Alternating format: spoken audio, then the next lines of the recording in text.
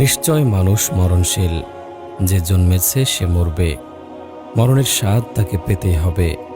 যদিও সে দুর্গম দুর্গে থাকে, আল্লাহ তাআলা বলেন, হে জিন ও মানুষ, যদি আমার আদেশ মানতে তোমাদের ভালো না লাগে তবে বের হয়ে যাও আকাশ আর জমিনের সীমানার বাইরে, কিন্তু কখনোই তোমরা পারবে না বেরিয়ে যেতে আমার রাজত্ব থেকে।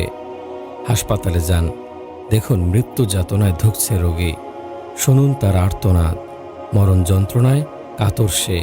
কি যে তার কষ্ট, সে কথা বলার ভাষা হারিয়ে ফেলেছে। ডাক্তার এসে যন্ত্রপাতি ব্যবহার করে উচ্চাটন করে ফেলেছে তাকে। বড় আশা নিয়ে ঢুকেছিল সে এখানে। প্রথম ভাবত ডাক্তারই বুঝি তাকে সারিয়ে তুলবে, কিন্তু সে হারিয়ে ফেলে বিশ্বাস। সে দেখে তার পাশের বেডে রোগী ধুঁকতে ধুঁকতে মারা গেল। একই ডাক্তারের চিকিৎসায় সে রয়েছে বেঁচে, হয়ে উঠছে সুস্থ।